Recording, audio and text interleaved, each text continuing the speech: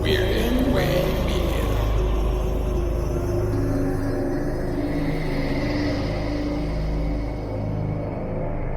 Hello, Twisted Humans. Do you find yourself wanting to know more about the latest murder, conspiracy, cult, or haunting? Then this is the podcast for you.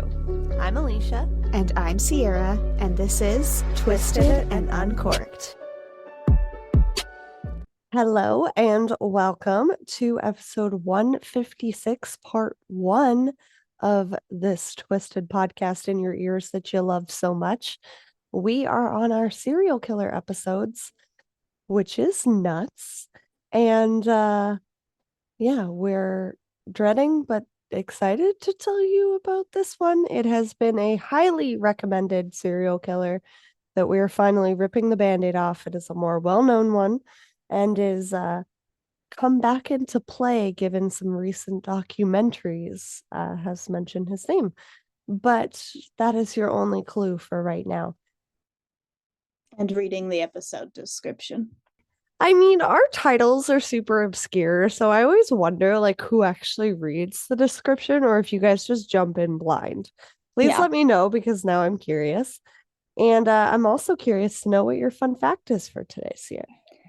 My fun fact, hopefully I haven't told this already. I swear I screenshotted this a while ago because I planned to tell it. And usually I delete the screenshots as I tell them. And I can't find the screenshot, so maybe I told it, but I don't remember saying it out loud. So anyway. It's one of those weird deleted moments in the Matrix. Yeah. Tumbleweeds are very heavily what's the word I'm looking for? Used, I don't know, as a descriptor of the Old West, right? Yes. The Western world, tumbleweeds everywhere. Tumbleweeds it dramatically blows by in the wind. They are not at all native to the American continent. So they're actually called Russian thistles. They're from Eurasia, Russia area. And they were accidentally brought to the Americas in the 1870s when they were just, their seeds got stuck in something that somebody was bringing over, probably some other sort of agricultural products. But yeah, they thrived in the Old West, and they've been there ever since. Huh. Because when you think tumbleweed, you do not think Russia. No. Or Europe at all. Yeah, right? That's crazy. That's insane. I can safely say you've never covered that because I have a freaky elephant memory, and that's pretty cool. Yeah, I mean, they're actually like actual plants, right? The Russian thistle is a plant. Mm-hmm. It's not a tumbleweed, but because... Not just a big ball of dust, as it appears.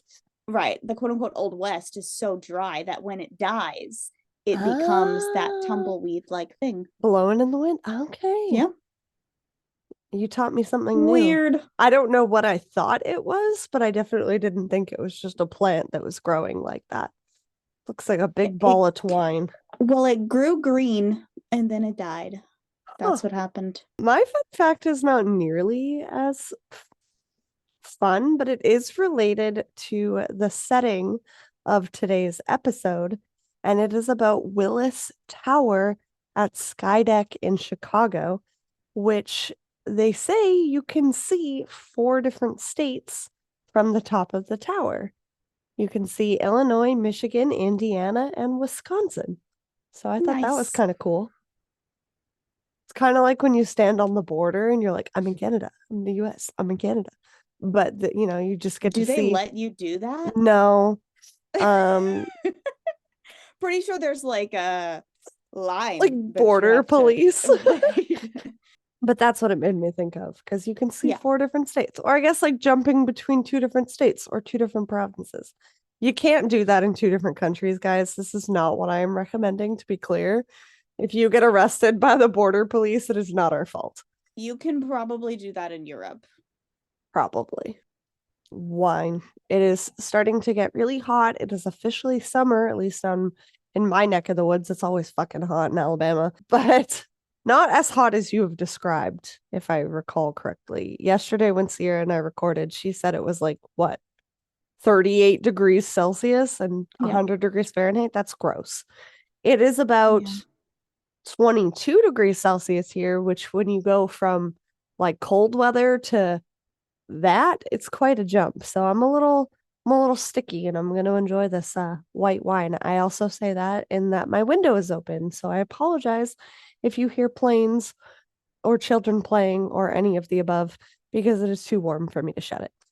But get yourself a glass of this Anna Bene Pinot Grigio. It is actually a Canadian wine, even though it sounds Italian. And it is 12% ABV. It is fresh and crisp with distinctive notes of peach and pear, with subtle hints of lemon and lime.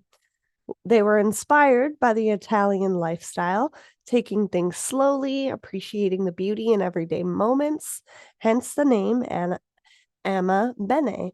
Oh my God, why can't I speak? It offers authentic tastes of Italian winemaking traditions blended with premium Canadian wine. I do that thing now where I start speaking too fast like Sierra, and then I get all tripped up on my words. And I can We see rub that off on each you other. are drinking your beloved red wine. Yep, my Southern Red.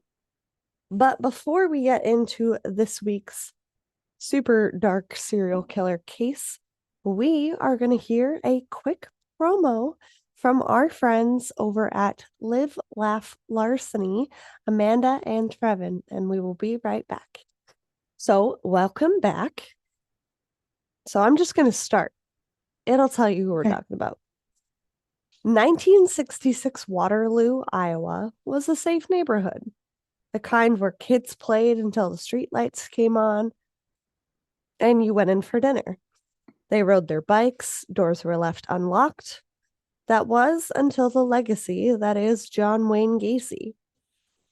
And to be clear, we don't say that in a glorifying manner. We say that in the events that we are about to tell you about shook the town to its core. It was even more sensationalized because of who John was. He was popular in the community, but the events are pretty unbelievable. And it's important to talk about because some of his victims remain unidentified, and because of their lifestyle, they weren't necessarily given a voice. So that is why we feel it is important to do so. So let's get into it. Some storytelling notes between my part today and Sierra's part next week. I would just like to clarify that some of John's victims are also named John.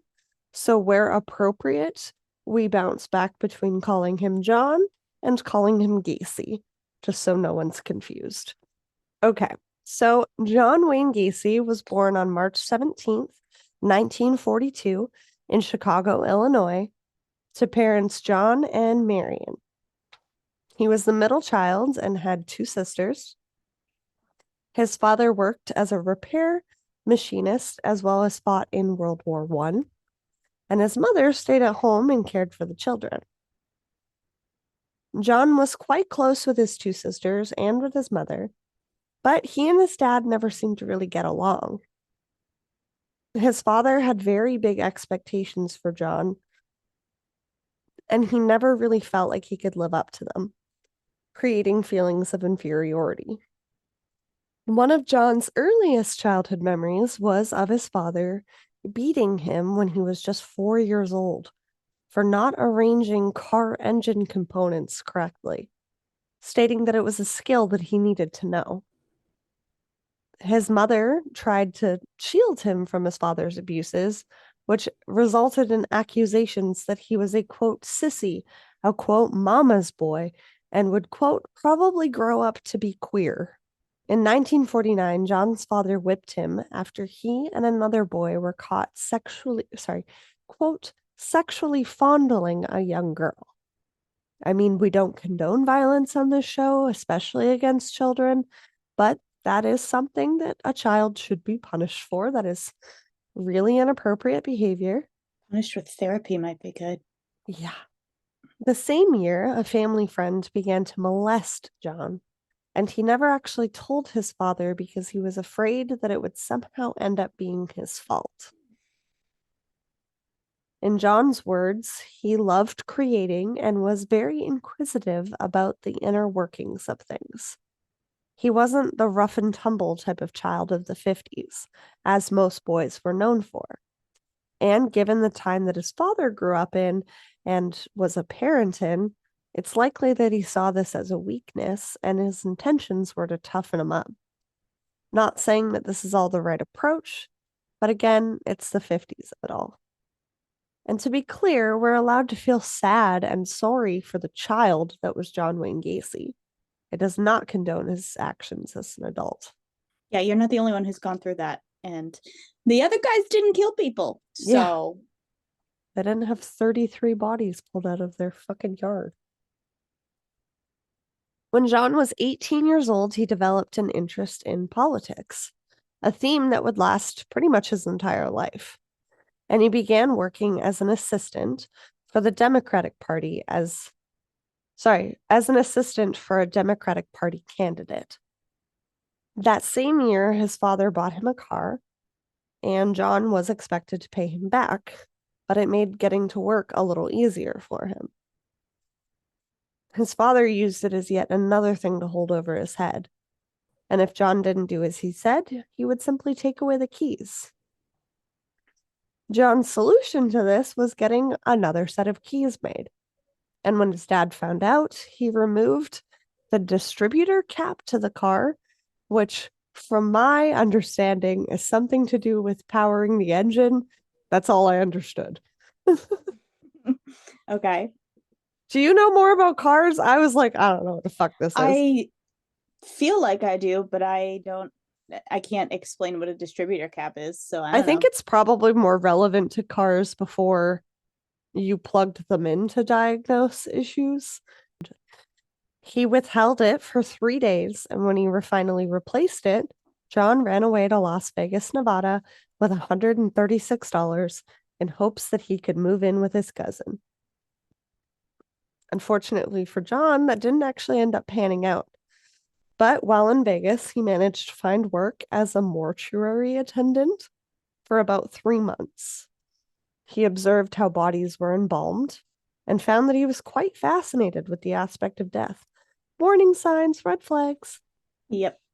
He slept on a cot in the back of the mortuary near the embalming room and confessed that on one occasion he actually climbed into the coffin with the body of a teenage boy and laid with it for a while. Why? He then returned home and enrolled in a local business college. Even though he didn't actually finish high school, he managed to lie, as you could do in the early 1950s, 60s, 70s, like we saw with John Edward Robinson. You can just say you had whatever credentials were necessary in order to do the next steps. And he took courses in management training and got hired on at a place called the Nunn Bush Shoe Company. He quickly climbed the ranks and was even promoted to the department manager. And while working there, he met a young woman named Marlyn Myers, and the two started dating. He also joined a group called the JCs of Waterloo. Now, what the fuck is that, you ask? The JCs of Waterloo is a group of young men between the ages of 18 and 35 that ran charitable events, hangouts, etc. It was more designed as a way to keep people off the streets and help promote certain events. It was also heavily tied to politics. And does John, JC stand for something? No, JC was spelled JAYCEES.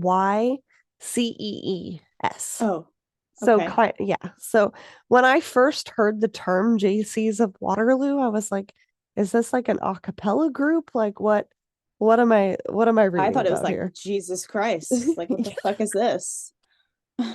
Yeah. Either way. Might as well have been. No. But John found that he loved being involved and he was quite driven. He was also very pushy and wanted to advance in the ranks the same way that he did at work. He was doing more and more, helping run certain programs. He even ran for president of the group, but was beat out. His fellow group members remember him as being pushy and very arrogant and, quote, a bit of an asshole. You know, what you want in a president of a group. And he was known to drive everywhere like an absolute madman, speeding everywhere that he went. So all of John Wayne Gacy's energy to me screams unhinged. I get it, but I mean, like, I get why it screams unhinged. Where is his brain? In March of 1964, John became engaged to Marlon. Marlon's dad was an established man in the community. He owned and operated a few KFC restaurants, but he really didn't like John being with his daughter. I'm shocked. But of course, he wanted to set him up in the best way possible as he was going to be supporting his daughter. He allowed John to run one of the locations in Waterloo. Now, for anyone that doesn't know, KFC stands for Kentucky Fried Chicken and is not good. And it's not good? No, I hate KFC. Oh my God. Me and my family got food poisoning once upon a time from KFC. So all KFCs are bad. Yes, Got it. in Alicia's opinion. I mean, their gravy, not bad. I will say that much. Oh, motherfucker. Okay, They used to have these little sandwiches called Chicken Littles or something. They were Chicken Littles? They were so good. They were like sliders, but chicken tenders on little tiny slider buns. That just sounds like Chick-fil-A, like the little breakfast biscuits that you made me try. Yeah, but this wasn't breakfast. Which, by the way, I was super upset that when I went to Vegas, me and Kevin, the one day that we planned to go to Chick-fil-A was a Sunday. People only want Chick-fil-A on Sundays. Yeah. John and Marlon got married later that same year in September of 1964, and together they would have 2 children. A son, Michael, in February of 1966, and a daughter, Christine, in 1967. You will understand very quickly why you didn't know he had children. John worked hard, pulling 12 to 16-hour days between his work managing at KFC and as well as all of the volunteer work that he did with the JCs. In August of 1967, when John was driving home late one night, he came across a young member of the JCs and asked if he wanted a ride home. In John's version of events, the two started talking on the car ride home, and he was probably testing to see where this young boy stood sexually. And in his words, one thing led to another, and they performed, quote, sexual acts on each other. The young teen was 15-year-old Donald Voorhees Jr. In my notes, it says doctor. That's clearly a spelling error. He told his dad that John had taken advantage of him in March of 1968. So this poor kid held on to like this trauma for like 7 months. Yeah. John was 26 at the time and was arrested for sodomy of a minor, and to his shock, was sentenced to 10 years in prison on May 10th, 1968, when he appeared in court. Damn. This was the final straw for Marlon's father, and according to her, demanded that she divorce Gacy or he would take away their kids, and she would never see them again. Yeah. She filed for divorce, and that was the last time he saw her or their children in 1968. The divorce was finalized by September 18th of 1969.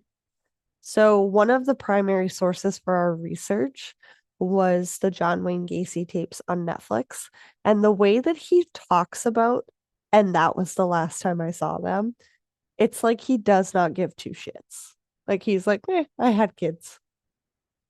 He for anyone that has not listened to / watched that documentary, it will make you feel murderous inside towards him. Like, he is so insufferable, the way that he talks about people, the way that he talks about women, the way that he talks about his own children. It's like he is holier than thou, like could not give a fuck about anyone but himself. And I just want to punch him in his stupid face. John reported feeling terrified to go to prison. He thought for sure he would be killed in there, and learned very quickly that he needed to gain the same power he had grasped to on the outside. He became, quote unquote, first cook, which was the prison version of a head chef, and he ran the kitchen and the group of men that were working there with him. They were, of course, fellow prisoners, and fellow prisoners learned not to fuck with him because, well, he handled their food. You know, you said one wrong thing to John and you might end up with a tiny little bit of rat poop in your mashed potatoes. You don't know. Ew. During his time in prison, he wasted no time recruiting as many men as he could to join the JCs. In one of my sources, I read that the group had grown from 50 men to 350 by the time that John Wayne Gacy was out of prison. So he was like hustling in there. He was even given a Man of Honor award by them for the amount of members that he was able to gain.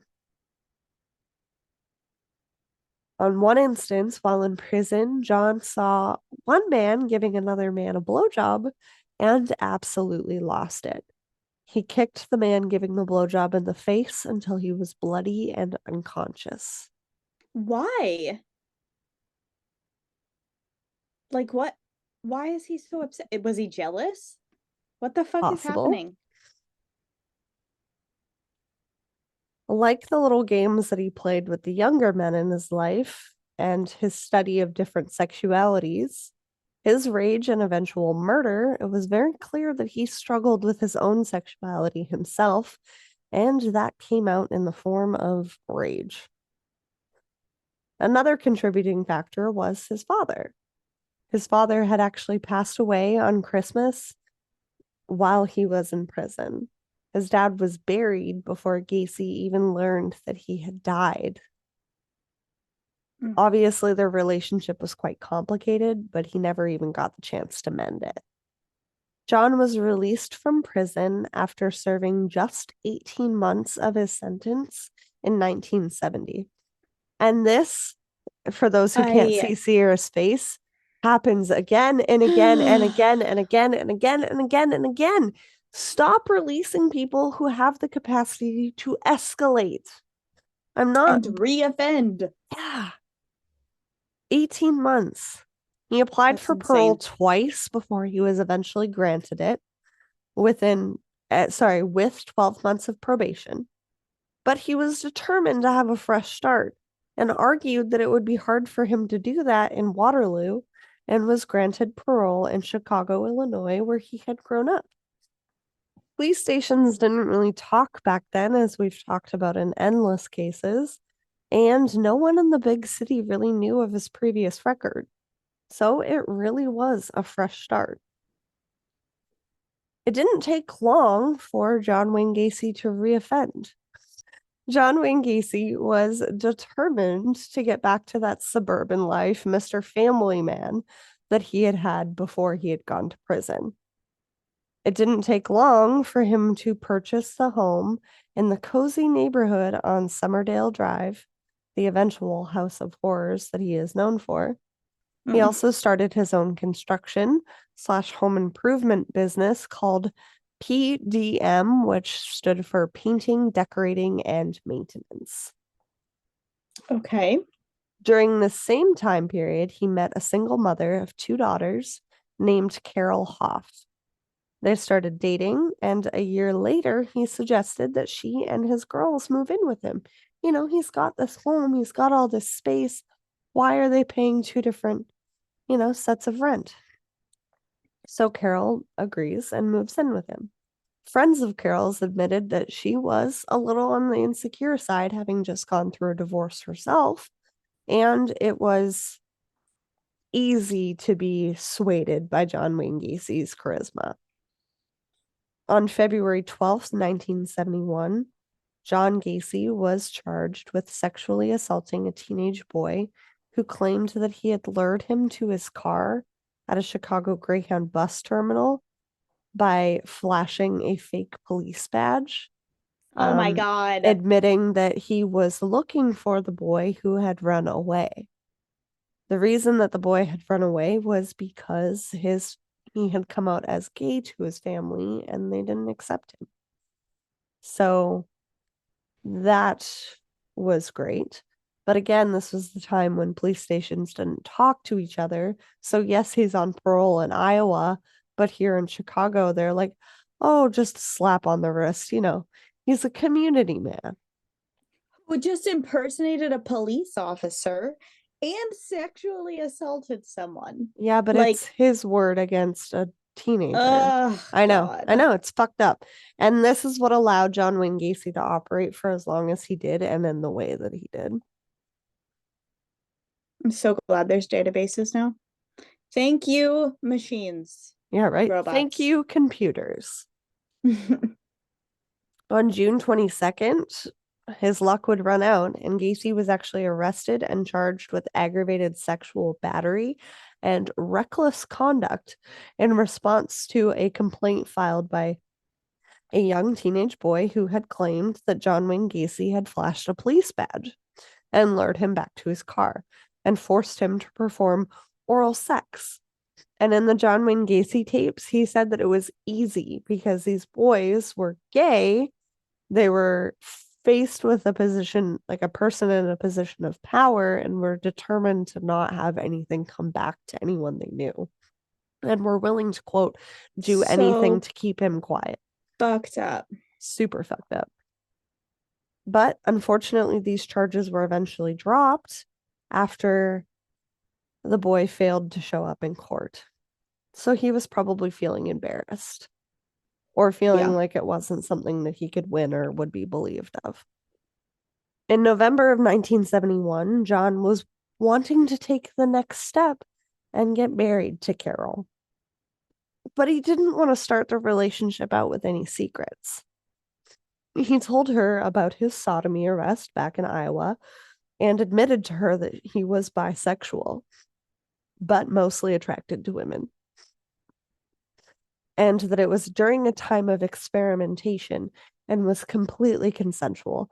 I'm so sorry, 26-year-old John Wayne Gacy.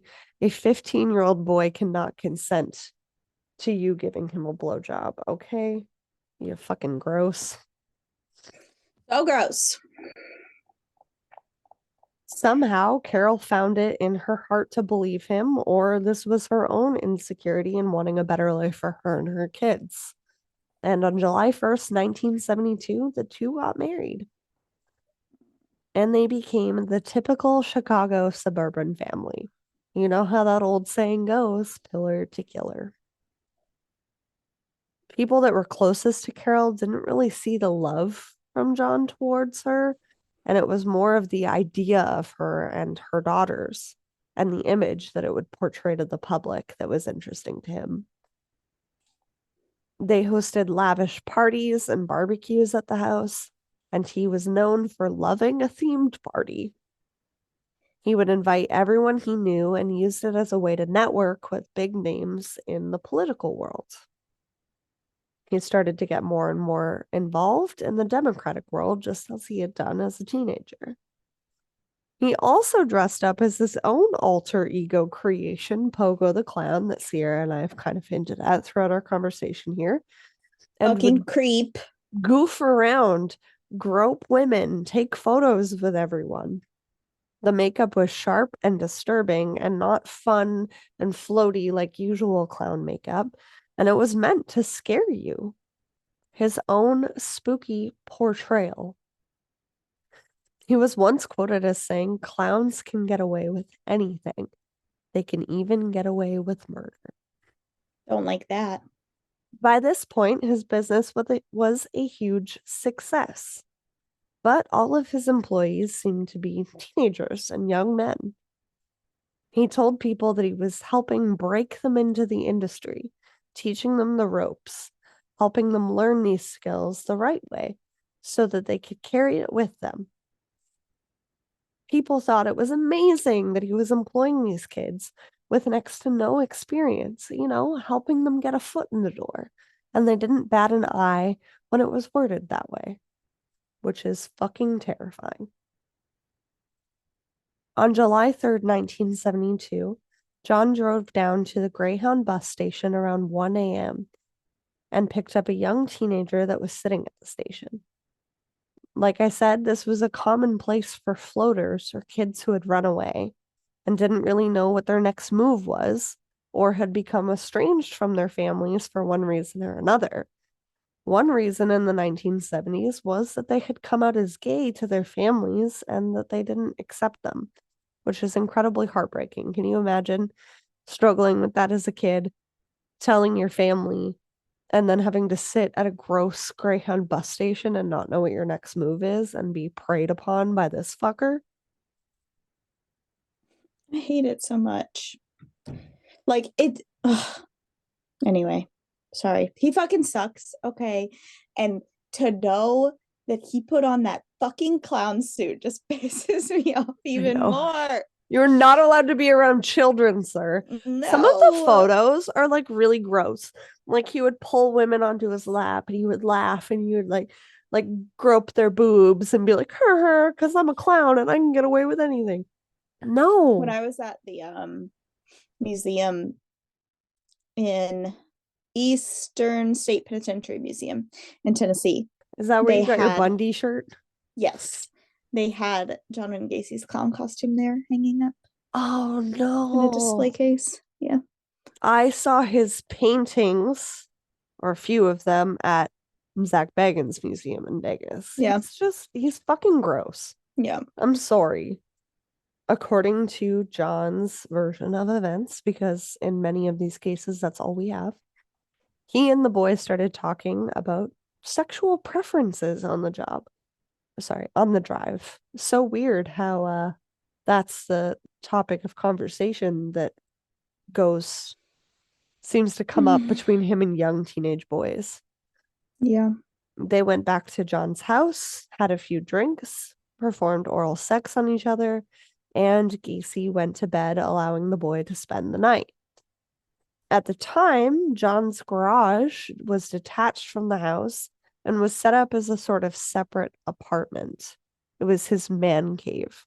It had a tiki bar and a pool table and a small room with a bed. This is where he brought back people to party with him. And it's believed that this is presumably where the boy would go to sleep when John went back into the house to go to sleep himself. Apparently, in the middle of the night, the boy came at him with a knife. The two fought over the weapon. John gained the upper hand and stabbed him multiple times in self-defense. But if you guys panicked. Can't hear it, she's doing air quotes. Yeah. If you can't hear the sarcasm and eye rolling in my voice. Yeah. He was obviously panicked. He had a wife and 2 children in the house, and dragged the kid into the crawl space under the house, which had an entrance via a door in the floor in the closet off of the main living area. Wait, so his wife and kids are just like there while he's fucking around with this teenager? What the fuck? I don't like it. It is now believed, given the eventual investigation and the timeline into the missing boys that came across John Wayne Gacy, that this was 16-year-old Timothy McCoy. The second murder that John Wayne Gacy is said to have committed was in January of 1974. Unfortunately, this victim still remains unidentified. According to police records, he was strangled and placed in John Wayne Gacy's crawl space. On July 31st, 1975, John Bukovich, an 18-year-old employee of John's, had mysteriously disappeared. Actually, one of the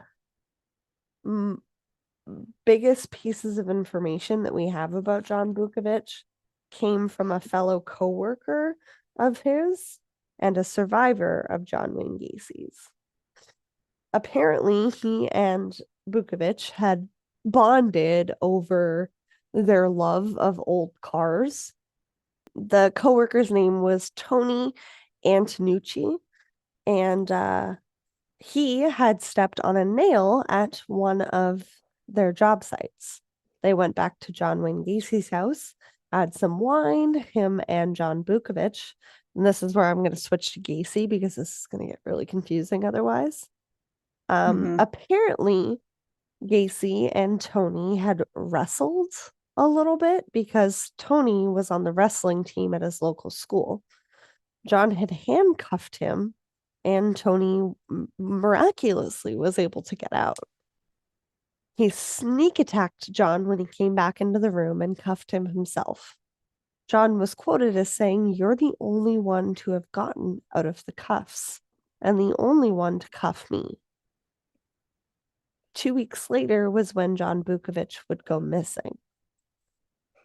On July 31st, 1975, he was working for Gacy, and he was friends. Tony was friends with John Bukovich. They bonded over their love of hot rod cards. And allegedly, John Gacy and John Bukovich had a sexual relationship and would often give each other oral sex back and forth. Tony was told that John Bukovich quit his job, but he had left his beloved car behind, which was super weird. And in John Wayne Gacy's version of events, when John Bukovich went missing on July 31st, 1975, he was 18. During a similar night of drinking and smoking and hanging out in his man cave, John Bukovich had picked a fight with Gacy over hours that he believed that he was owed. The two fought, and in an enraged moment, Gacy strangled him to death. He also claimed while in prison that he had just found John Bukovich just dead with a rope around his neck the next day. Because, we all just fall asleep with a rope around our necks. And that he panicked, learning that he was dead and didn't know what to do. So he dug a hole in the garage and poured new cement over it. He had found an MO that worked, burying teenagers under his house. But his friend Tony was like, there's no way he would have just left his car there. But as he worked for John and had that weird handcuff moment with him, he really wasn't willing to ask any more questions. He was scared. And this is about when, as Sierra mentioned, his wife and his kids are just in this house. This was about when things were not going well between him and Carol. Carol was well aware of, the men that John was bringing into the house. I don't think she realized that they were underage boys, though. Yeah. And she was starting to feel, a little insecure, a little unloved by him, and was kind of like, what the fuck? Why do I need this? She also noticed that he was becoming increasingly angry and a little more unhinged than he already was, and filed for divorce in 1976. John was not at all fazed by this, and he was like, sure, go.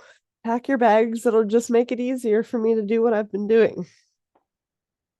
One neighbor later recollected that for several months after Carol and the kids left the house, they would hear muffled, high-pitched screaming, shouting, and crying coming from the house. Oh, no. 1 month after his divorce was finalized, Gacy abducted and murdered 18-year-old Daryl Sampson. He was last seen in Chicago on April 6th, 1976. And John had buried him under the dining room of his house, with cloth lodged in his throat. On May 14th, 15-year-old Randall Ruffett disappeared shortly after returning home from a dental appointment. Hours after he was last seen by his family, 14-year-old Samuel Stapleton vanished as he was walking home from his sister's apartment. He and Randall were actually close friends, and they were buried together in the crawl space of John Wayne Gacy's house. Investigators believed that the two were invited back to John Wayne Gacy's house to quote unquote party and were murdered on the same evening. I don't like it. That same year, on June 3rd, John Wayne Gacy was believed to have murdered 17-year-old Michael Bonin, who disappeared while traveling from Chicago to Waukegan. Allegedly, John had strangled Michael with a ligature and buried him under the spare bedroom of his house. During the time that Michael Bonin had gone missing was a really hard time for his family. His father struggled with it and would frequently turn up at the police station wondering where his son was. You know, police had summed it up to boys will be boys. He probably just ran away. He'll be back. But something wasn't sitting well with his family. Michael's younger sister was about 6 years younger at the time of his disappearance and remembers her family's anguish while they looked for her brother. They didn't understand where he could have possibly gone. 10 days after the disappearance of Michael Bonin and when he was allegedly killed, John murdered 16-year-old William Carroll and buried him in a common grave in the crawl space of his home. And John Wayne Gacy's party days were not far behind him. He liked to brag about all of the connections that he built when he was living in Chicago. You know, he was friends with the mayor, the police chief. He said he was a member of a board that studied different sexual lifestyles. One survivor of John Wayne Gacy's name was Steve Nesser, and he described seeing these placards on the wall about this board that he was allegedly a part of in his man cave in the garage. He was over at John Gacy's house playing pool, having a few drinks with a few friends. He himself had worked a few hours for John Wayne Gacy's company. Gacy described that heterosexuals and homosexuals made sense, but bisexuals just wanted sex and were deranged. He described the whole thing as just being an odd encounter, and that's laughable considering he said to Carol that he was bisexual before he married her. Yeah, that's weird. Steve was pretty good at pool and even managed to beat Gacy a few times. So he suggested that they wager a bet on it. Steve was thinking money, but Gacy was thinking something completely different. He suggested that if he won, Steve would have to perform a sexual act on him. But if Steve won, Gacy would have to do the same to him. He said it in such a way, like he did with many of the boys that he encountered, testing the waters, that if Steve didn't reciprocate, he could laugh it off. Which was exactly what happened. Steve was like, no.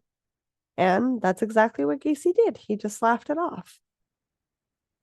He and a few of the other boys that were there started talking about a few known pornos that they had watched. I guess this is what boys did in the 70s. And even suggested that they put them on.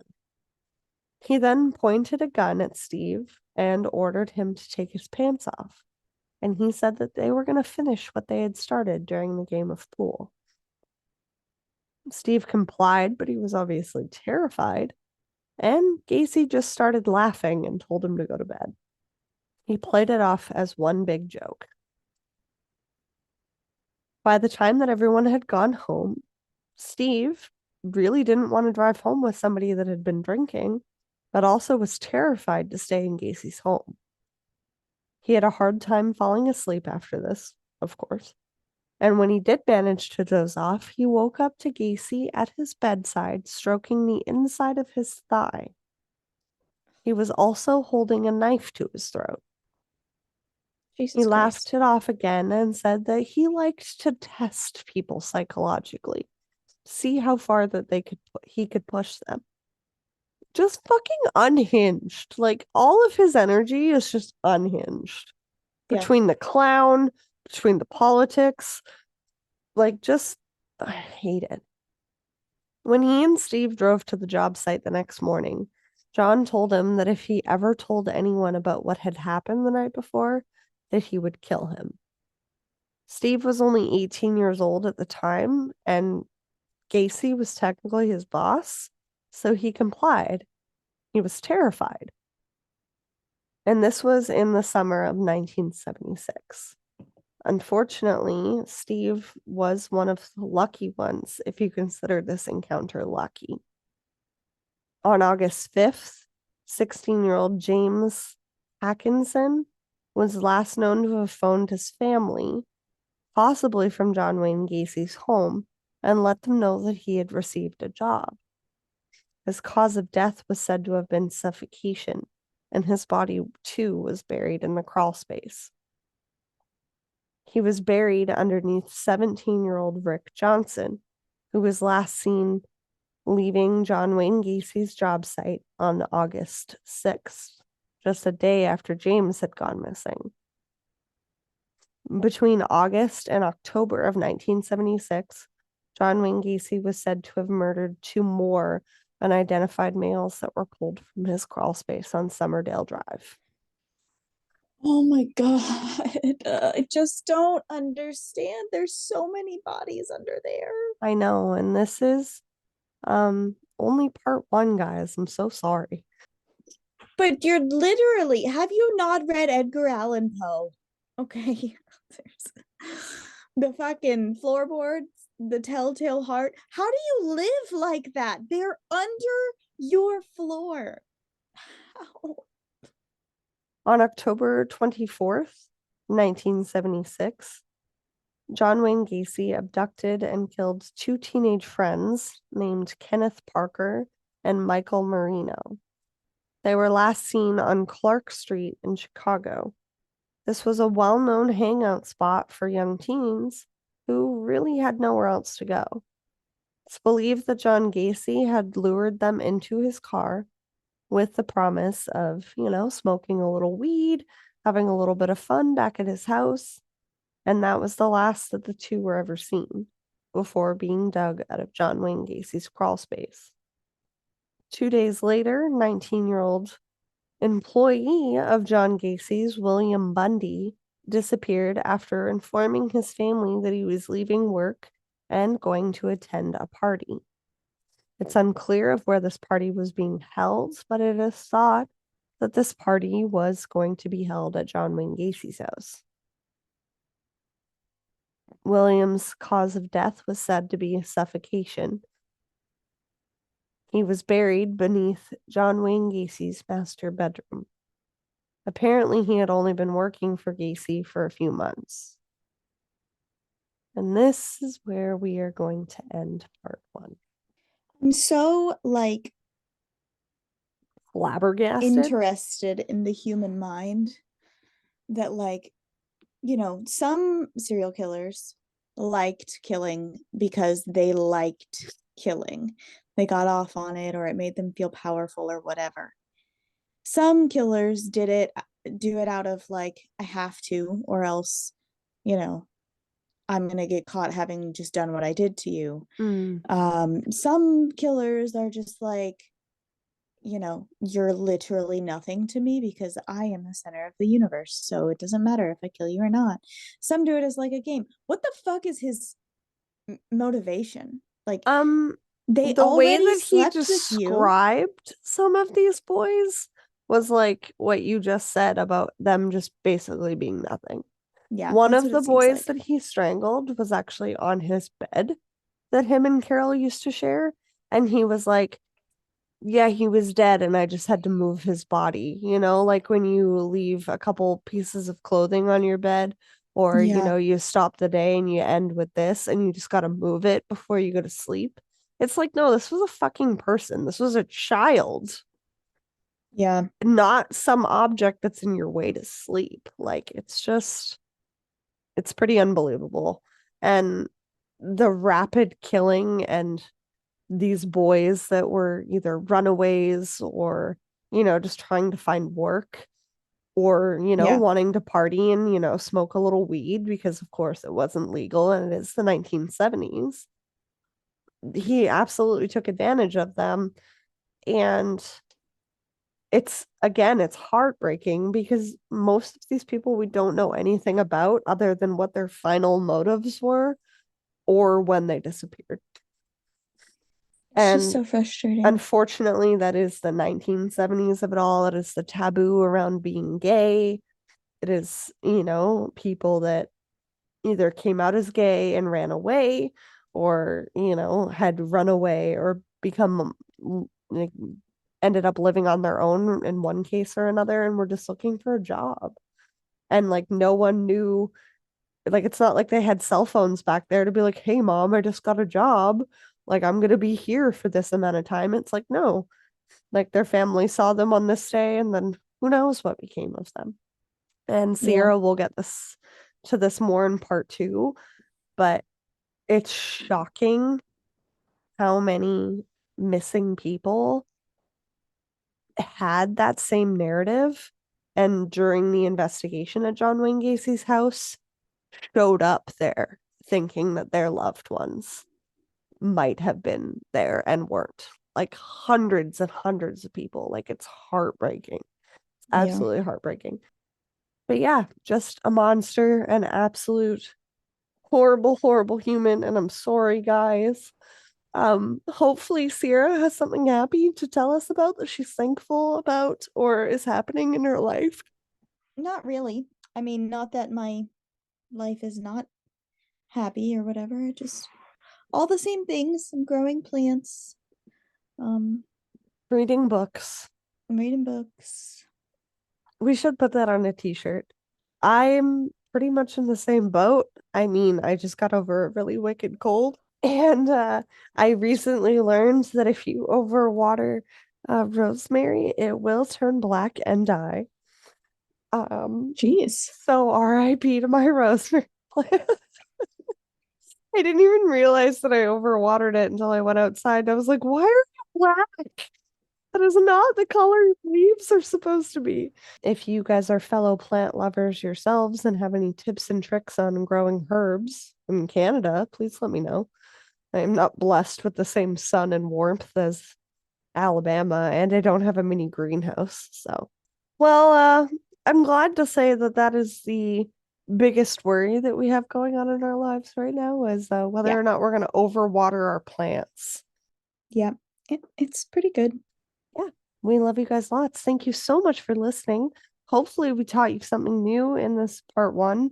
And if you enjoyed it, / you love us and are horrified by this episode, but you want to support us, you can leave us a 5-star rating and review wherever you are listening.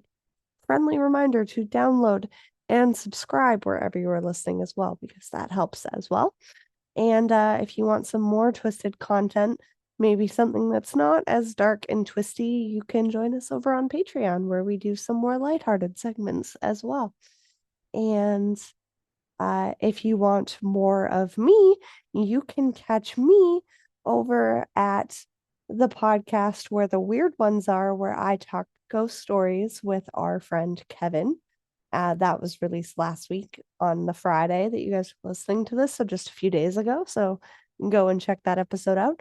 And in the meantime, Keep it twisted. Twisted and Uncorked is a proud member of Weirding Way Media.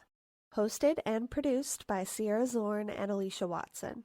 If you like the show, don't forget to leave a 5-star rating and review wherever you are listening now. It really is the best way to spread the word. You can check out all things Twisted on our website, twistedanduncorked.com, and we will see you next Tuesday for a brand new episode.